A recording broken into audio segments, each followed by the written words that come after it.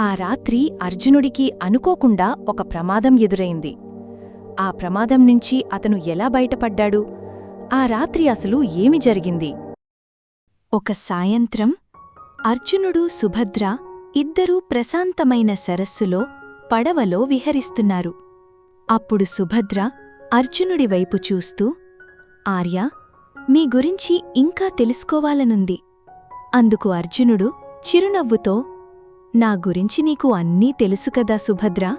సుభద్ర చిరునవ్వుతో, ఇంకా తెలుసుకోవాలనుంది. ముఖ్యంగా మీ తీర్థయాత్రలో జరిగిన విషయాలు వినాలనుంది. అందుకు అర్జునుడు నవ్వుతూ, సరే, ఒక విషయం చెబుతాను. ఒకసారి నేనొక పెద్ద ఉత్సవంలో ఉన్నాను. చుట్టూ జనమెంతా సందడిగా ఉన్నారు. ఎక్కడ చూసినా మేళతాళాలే.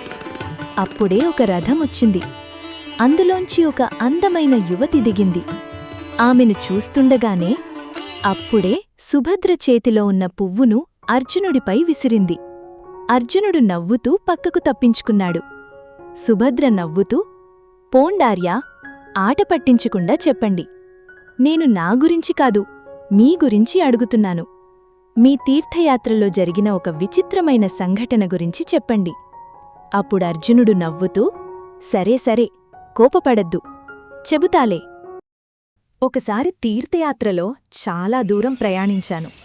అప్పటికే నాకు బాగా అలసటగా అనిపించింది.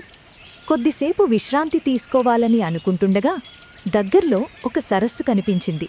స్నానం చేసి సేద తీరుదామని ఆ సరస్సులోకి దిగాను. మొదట అంతా ప్రశాంతంగానే అనిపించింది. కాని అకస్మాత్తుగా ఏదో నా కాలును పట్టుకున్నట్టుగా అనిపించింది. నేను వెంటనే నా కాలును పైకి లాగడానికి ప్రయత్నించాను. కాని అది నన్ను లోపలికి లాగుతోంది. నేను పైకి లాగాను, అది లోపలికి లాగింది. మళ్ళీ మళ్ళీ అదే జరిగింది.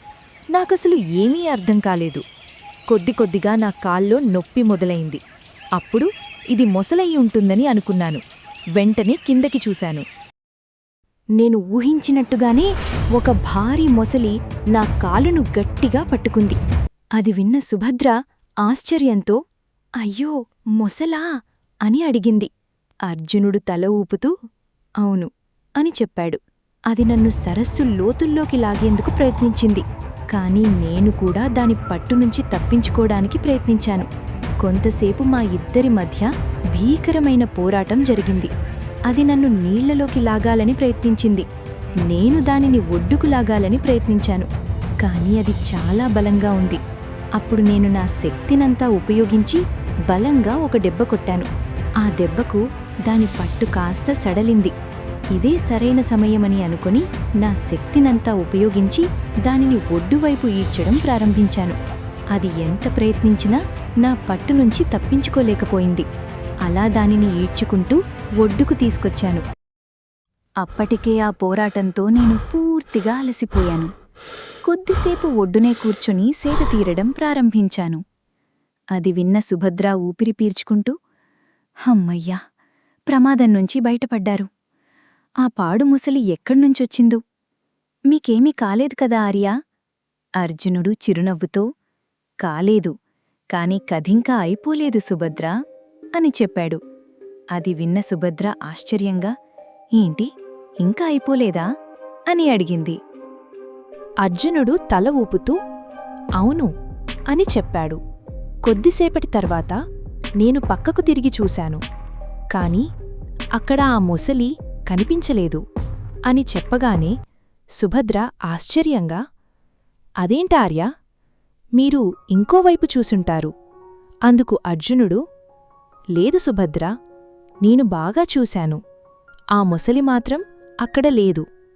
అది విన్న సుభద్ర ఆశ్చర్యంగా, అవునా, అదేవైనా దయ్యమా లేక భూతమా అలా మాయమైపోడానికి అని అడిగింది. కొద్దిసేపు ఆలోచించిన సుభద్ర, మీరు మళ్ళీ నన్ను ఆట పట్టించడం లేదు కదా ఆర్యా?